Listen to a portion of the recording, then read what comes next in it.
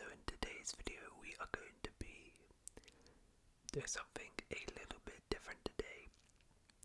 I have created a PowerPoint for you guys today, and I'm going to be running you through every Premier League club's strengths and weaknesses for the 25-26 Premier League season. Now, a couple sort of key informations about this video. So essentially what I've done is I have collected a bunch of data from the last football season, the 24-25 season, and for each club I've dug deep into sort of the strengths of each club from a data perspective and a statistical perspective, and also their weaknesses. And I'm going to present you some of them today, so it's almost like a little bit of a preview for this season. I know the season's already started, but I thought it'd be an interesting one for you guys.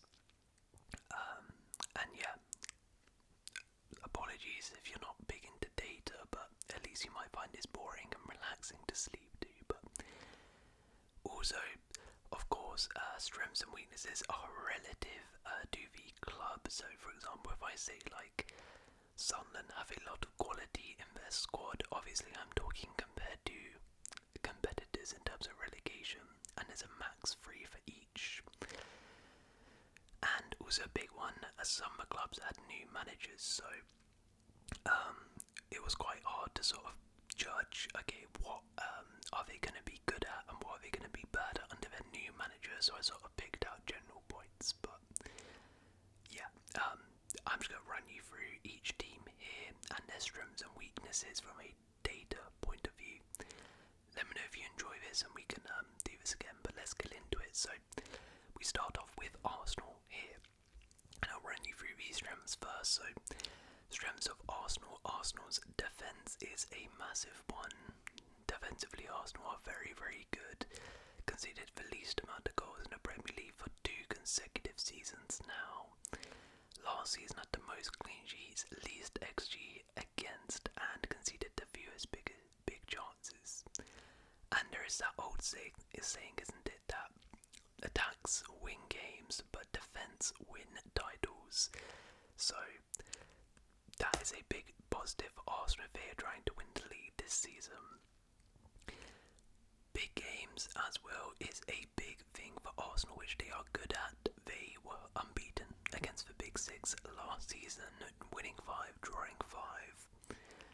Generally speaking, they do pretty well in those big games against big teams, which again, you know, is very key if you're going for the title.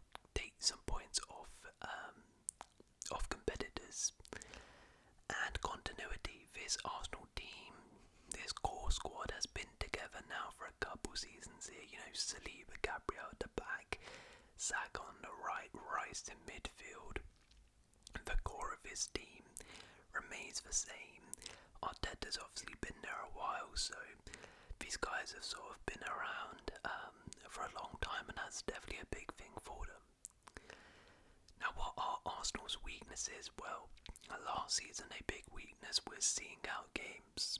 They dropped 21 points from winning positions, which is the 7th most of any team in the Prem last year, which is honestly just way too much if you're going for the league title. And they actually drew a lot of games too, drawing 14 draws, and 9 of those came after taking the lead. So, you know, while Arsenal defence is good, they maybe don't kill games off and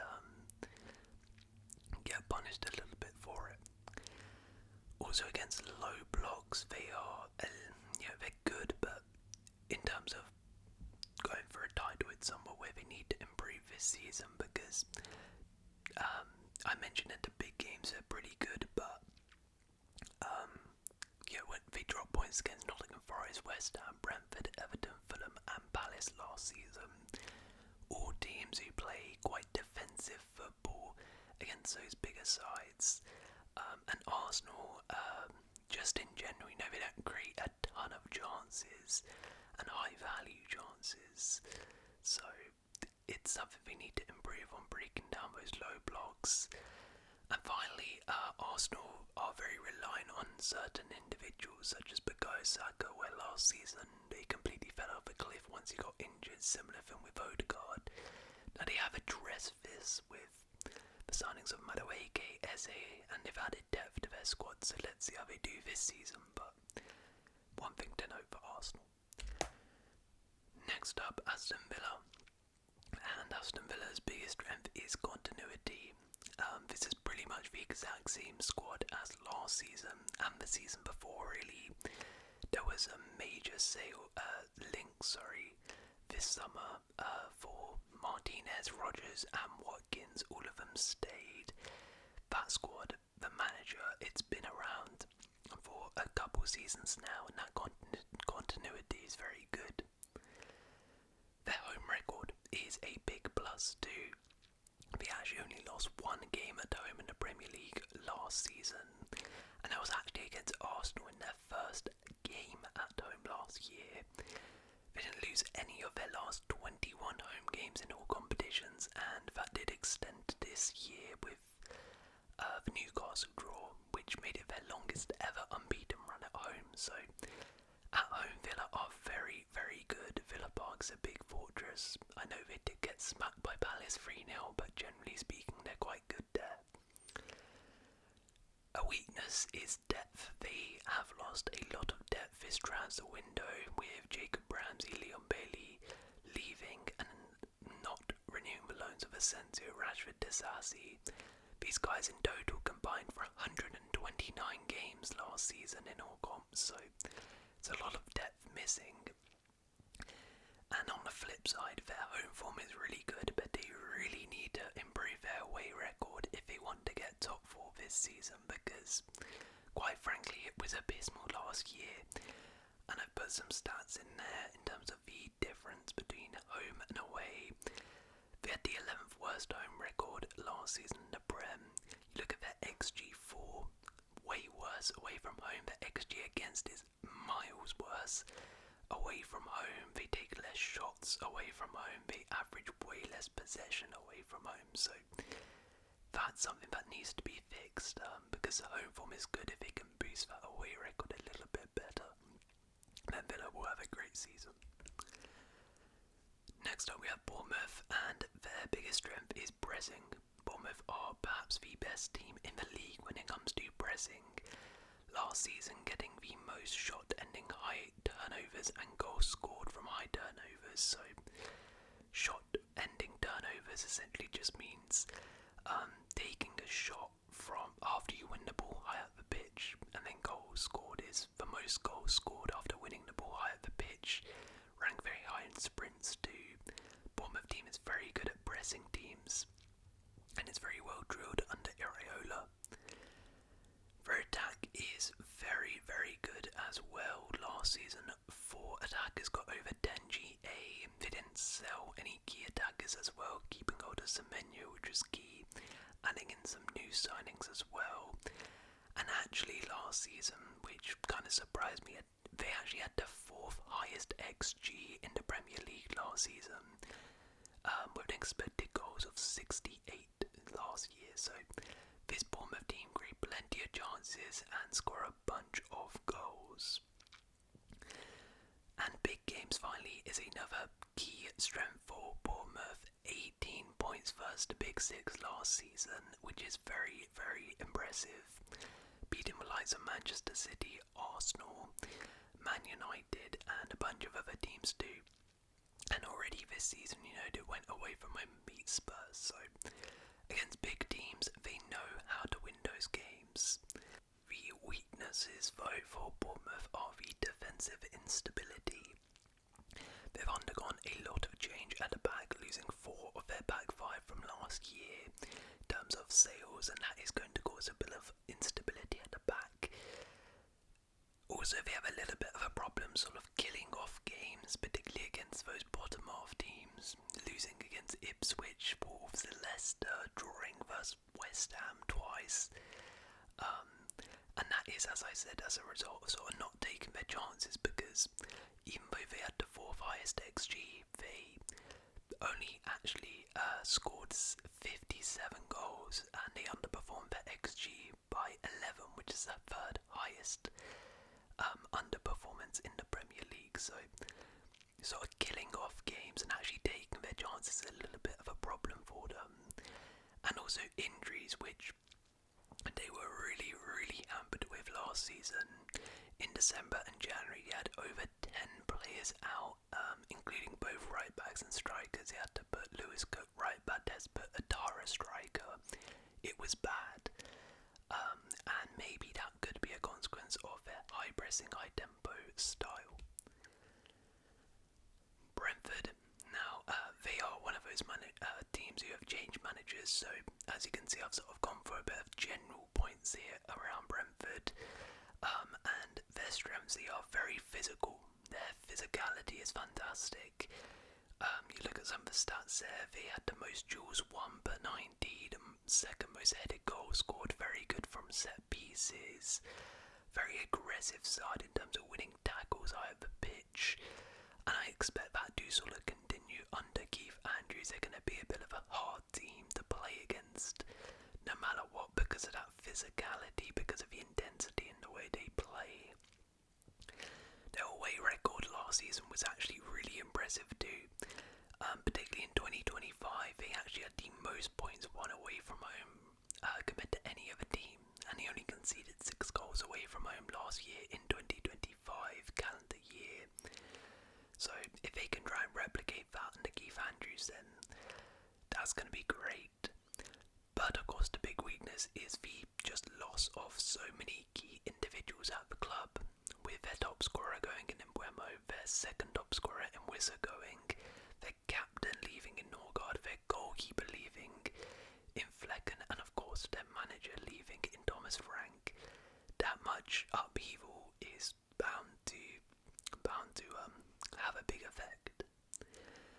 And goals, with Mbeumo and Wissa leaving, only one player in their current squad got more than 5 goals last season, and only one got more than 4 assists. So who exactly is going to be the goal scorer in the absence of Mbeumo and Wissa is a little bit of a concern.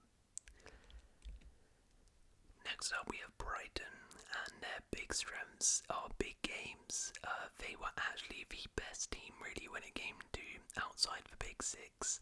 Playing against those Big Six, they had the most games won out of any team in the Premier League versus Big Six opposition last season, winning 7 games and only losing twice.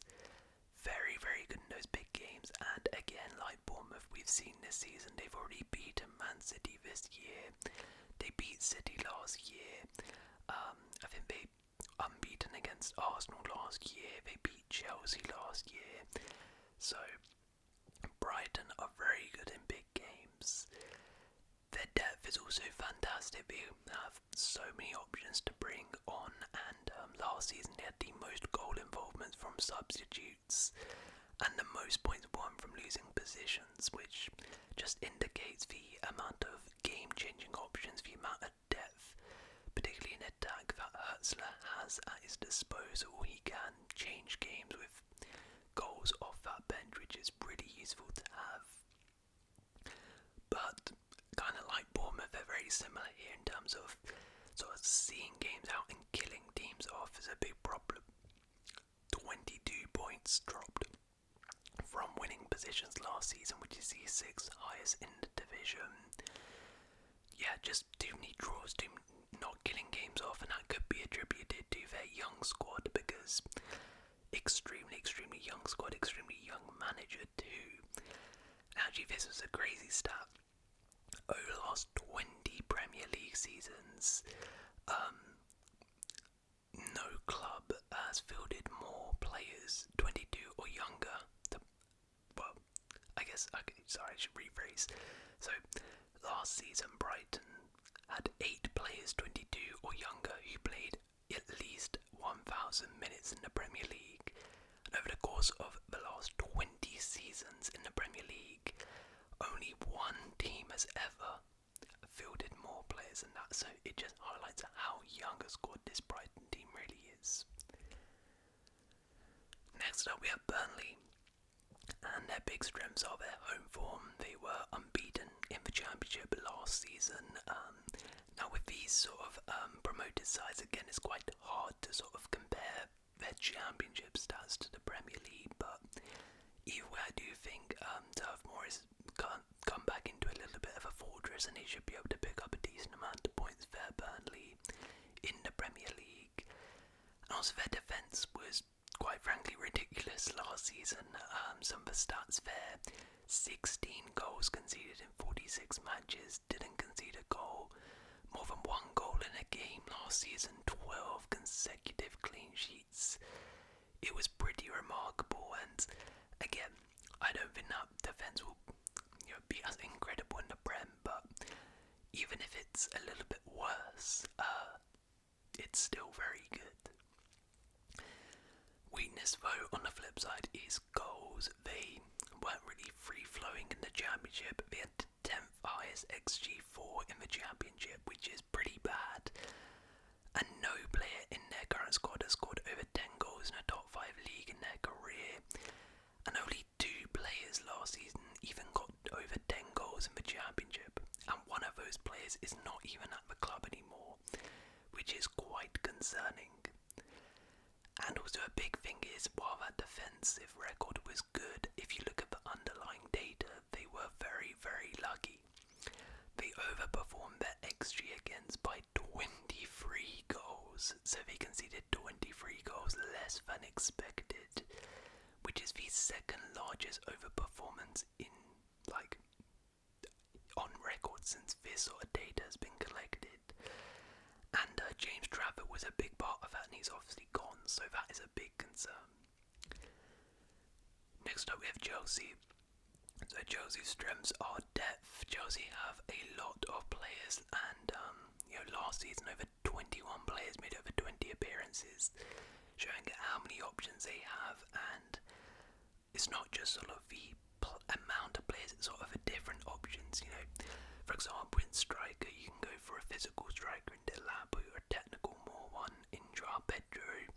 You can get a overlapping fullback in Gusto, or they can play like an inverted fullback with James. So there's a lot of options at Enzo Maresca's disposal, which is nice.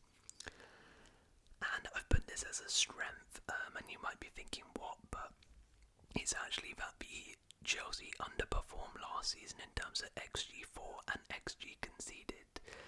They had the third highest XG4 with 68, but they actually only scored 64 goals, and they had the fourth lowest expected goals against, 35, but they actually conceded 43. Now, generally speaking, teams don't consistently underperform XG4 and XG against. This just sort of suggests that Chelsea were quite bad at finishing last season, and Robert Sanchez had some howlers.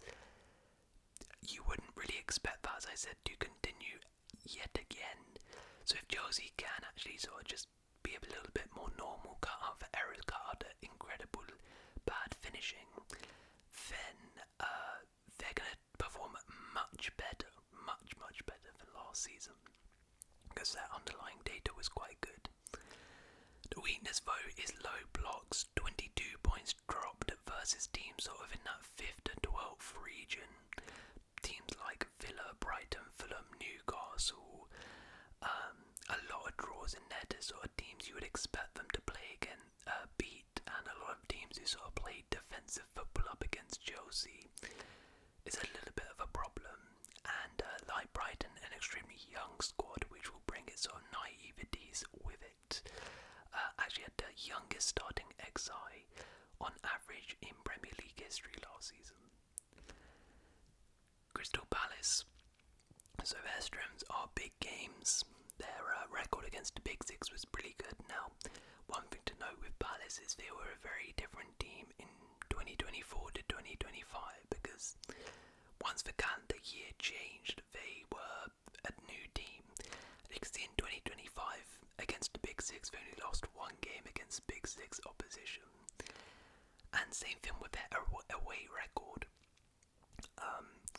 They won 5 successive away games in a row, 2-0, which is pretty interesting. And in 2025, he only lost 2 games away from home, both of those actually being Man City and Newcastle. And there's no shame in that. So away from home and against big teams, Palace are very good. Their weakness, though, is of course the big loss of Ebrici Eze, who they relied on massively. And this is pretty crazy, but excluding this season, their record without Eze playing since 22-23, they've only won 1 game without him in the team, which is pretty mad. And as you can see there, some of Eze's stats, he was sort of the leader in terms of creating chances and scoring goals for this Palace team. And depth finally is going to be a big issue, as only 13 players last year got over 15 Premier League starts. And with Palace being in Europe, that's a little bit of a concern this season. If they get a couple injuries to key players, I worry about who's coming in for them. Next up we have Everton, and their strengths are the defence. They actually conceded the 4th least goals last season. They had the 3rd most clean sheets, and they had the 4th best expected goals against, so a rock-tight defence for Everton last year. Another strength was sort of like Palace, really. Everton, you sort of judge them after Moyes joined, because after Moyes joined, he really revolutionised that attack in terms of there was a drastic upturn in their stats in terms of shots on target, chances created, XG under Moyes compared to before. But a big issue for them was the squad turnover. So they've lost 12 players this summer, which is a lot of players, and 4 out of the 10 players who started at least half of Everton's games last season have left the club. So a lot of key players have left and a lot of new players have come in.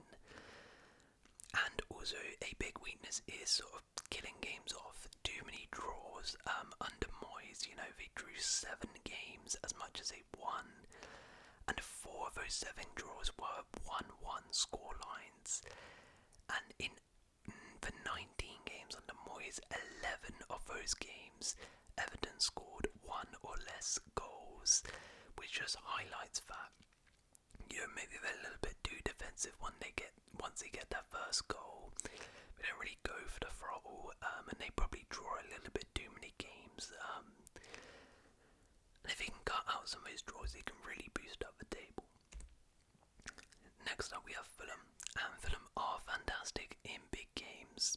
They actually won the 2nd most points against teams in the top half of the table last season, and they won 21 points against teams who started the day in the top 6 last season, which is the most of any team, by the way. So very good against big sides.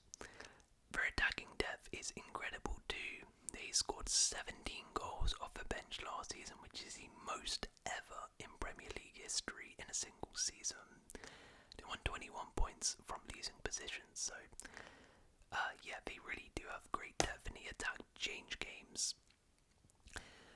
Weaknesses, the flip side of the big games is bottom half, and this is pretty crazy stats. So they won the 2nd most points against teams in the top half, but against bottom half teams, they ranked the 16th in terms of points won. So if they can improve that, then they really can shoot up the table for them. And seeing games out is a big issue too, because even though they do pretty well to get back into games, they dropped 28 points from winning positions last season, which is the 2nd most in the Premier League, which is a bit concerning. Next up we have Leeds, and their strengths are their home record. They won the most points at home in the Championship last season, only losing 1 game at home in the league. And if you actually have a look at their record in the Premier League too, when they were in it, 70% of their points won at home when they were back in the Premier League. So 70% of their points were won at home, which shows just how valuable their home record is. And in terms of another strength is their defence. They actually had the least goals goals conceded in terms of XG last season in the Championship, and they've had that for back-to-back seasons. So, yeah, they've been pretty good in the Championship, defensively speaking. But a big issue is goals, because they don't really have any proven goal scorers in their team. I sort of pulled data on all of their attackers really in their current squad and seen if any of them have got over 10 GA in the top 5 league. Calvert-Lewin the last 4 seasons has done it once, Nemeth has done it once, James has done it once, Okafor, Aarons, Nonto, Pirro have never done it. So, yeah, it's not to say none of them couldn't do it now, but it's a little bit concerning that they haven't really got anyone there you can definitely pin your hopes on. And same thing with their manager, because again, though Daniel Farke could do well, but his track record in the Premier League is pretty woeful to say the least. He lost 15 consecutive games in the Premier League, which is the most in top flight history, and he has the 9th worst points per game record in Prem history, so a little bit concerning. Next up we have Liverpool, and their big strengths are goals. In terms of their current squad, they have 8 players who got over 10 GA last season. Not just at Liverpool, but just in general. Scored the most, they had the highest XG last year, and they actually scored in all but one of their games last season, I believe that being Nottingham Forest. Their new signings as well, I mean this is mental, but 117 GA last season from their new signings. Now obviously that doesn't mean Liverpool are going to get 117 more goals, but it kind of shows sort of the level of signings and how good their signings did last year. And big games, Liverpool are very good against top half teams. They had the most points won against them, and they won 6 and only lost 1 game against the big 6 opposition last year, and I believe that was the Chelsea game, which is after they had won the league anyways. And finally, obviously they're champions, I couldn't really think of many weaknesses, but squad turnover is the massive one. 8 new signings, 5 of them are going to be new starters most likely. A lot of upheaval, sold a lot of players, lost some key starters too.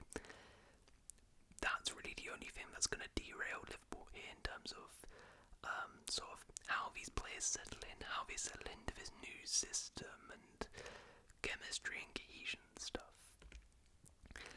Next up we have Man United, and I mean it was quite hard to find some strengths, but their new signings, to be fair, like Liverpool, 78 GA between Cunha and Buemo and Sesko, so you know these guys, if they can translate that form to United, they'll be very good moves.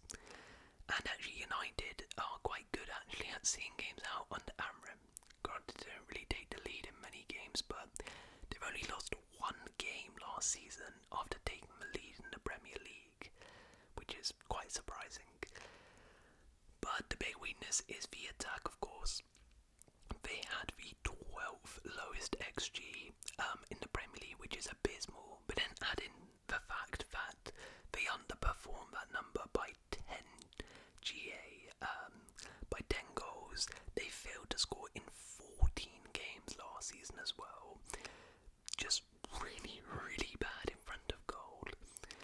And their away record as well was absolutely woeful. They had the 16th worst away record, with only the relegated 3 getting fewer wins away from home, so they really need to improve that. Next up we have Manchester City, and Manchester City's big strengths are goals. 9 players in the current squad got over 10 GA last year, and 4 of those got over 20, and he did have the 2nd highest XG4 last season. Again, new signings, real quality with the likes of Reinders, Shirky, Aitnuri signed, and experience as well. You know, the core of this team is still there from like the treble winners, so this team knows how to win league titles, this team knows how to win 10, 15 games in a row, and of course the manager does too. Weakness though, massive one, is the defence. Last year they just were absolutely leaky at the back.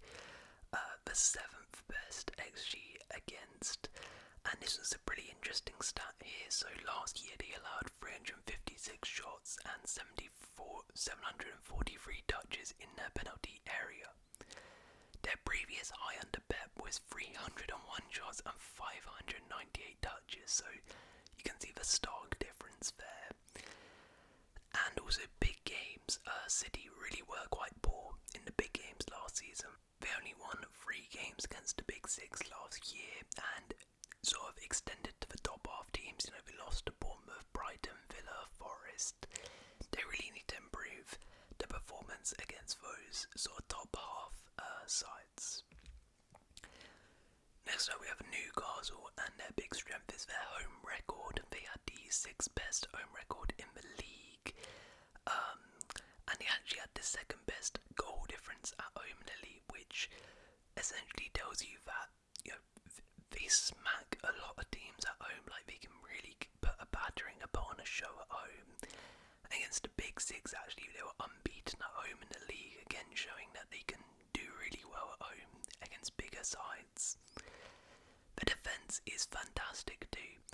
They had the 3rd best expected goals against last season in the Prem. They had clean sheets versus some high-level opposition too: Chelsea, Villa, United, Arsenal, and they only lost one game all season from winning positions, which again shows they can shut up shop Newcastle and are very solid defensively. And already this season they've got 2 clean sheets out of 3 games. Very good in big games too. Very good record there against the Big Six: 6 wins, 2 draws and a loss 4. The weakness though is sort of those mid-table teams, losing against Everton, West Ham, Fulham twice, Brighton, Bournemouth.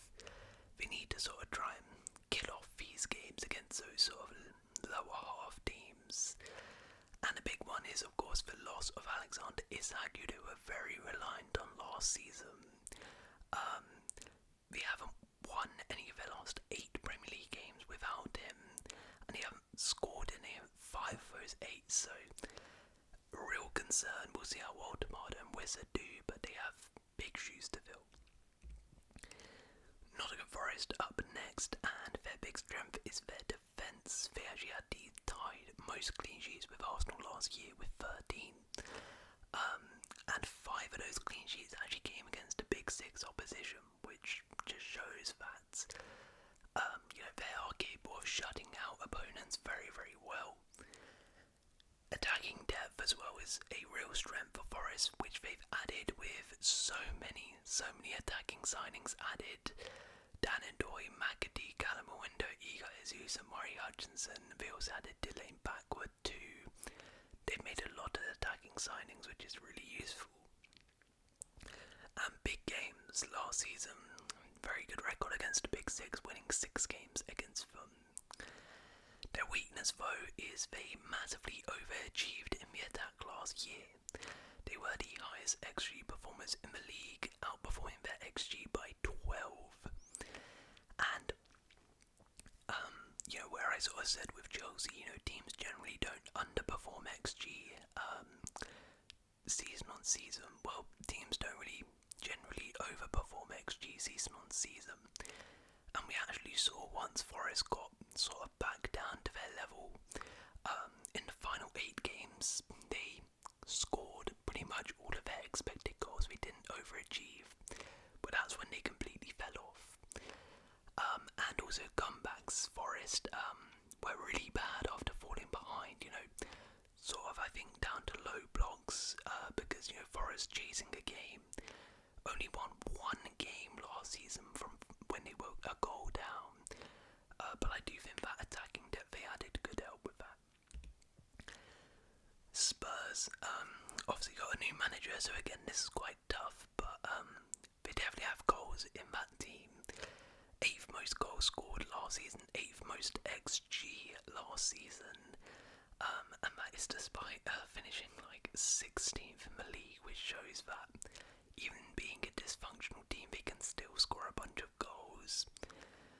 I also think in these one-off big games, Spurs have shown that they can put in some great performances.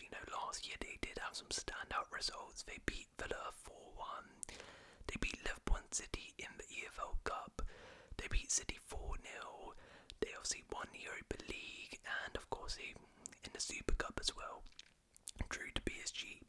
So sort of in one-off big games, Spurs can put together some really good games and results.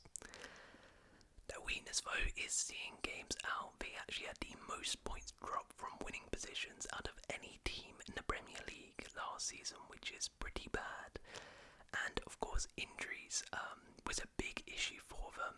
Maybe that was down to Ange Ball, but it could be because his squad is just very injury prone, because they were ravaged with injuries, and that is not helpful at all. Okay, next up we have Sunderland, and their strengths are counter-attacking. Sunderland were very good sort of in those underlying numbers in terms of a counter-attacking team. You know, good at ball recoveries, but at progressive carries and progressive passing. So I actually do think Sunderland this season could do really well against those bigger teams and take some points off them, because their sort of counter-attacking style will suit the Premier League a little bit better. I also think Sunderland added some fantastic experience to their squad. You know, they've added players like Xhaka, Masuaku, Renildo, Mukiele. These guys have played at the top level for quite some time. They played like big Champions League games, etc., which is really useful in a relegation dogfight. Weaknesses is goals though. Don't really have a proven goal scorer in the team, with only Wilson Isdorf scoring over 10 league goals last season. And they didn't really create many chances in the Championship either. And of course a big one is squad turnover. They have just signed a ton of players. They pretty much have a new starting 11, and it's going to take time for that to gel. West Ham up next, and their strength is they do have some quality in their squad, and this is where I was talking like relative to some of those bottom half relegation contending teams. West Ham do have some quality. Bowen, Wan-Bissaka, Somerville, Paquetá, Falkirk, these guys have done well in the past, so just about unlocking that quality a little bit more.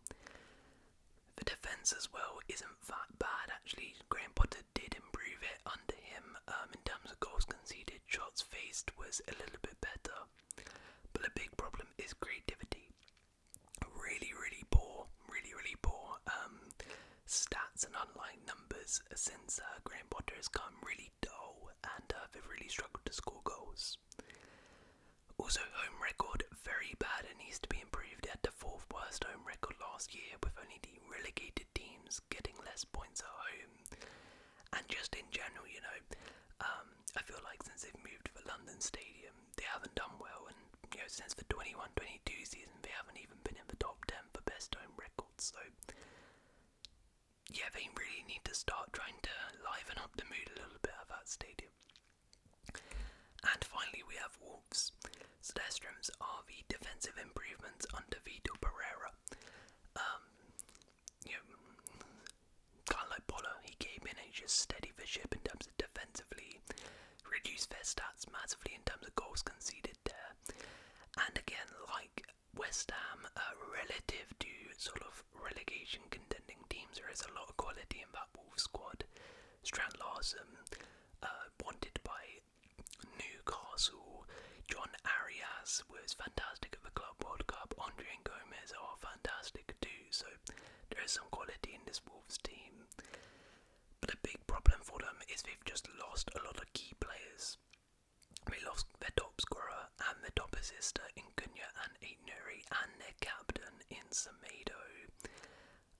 And also another weakness actually is their defence, which might seem hypocritical, because I sort of praised the defence under Vitor Pereira, but he sort of took their defence from very bad to bad, so it's still not good under Vitor Pereira, but he has improved it, but it is still a concern and needs to be worked on. But there we go.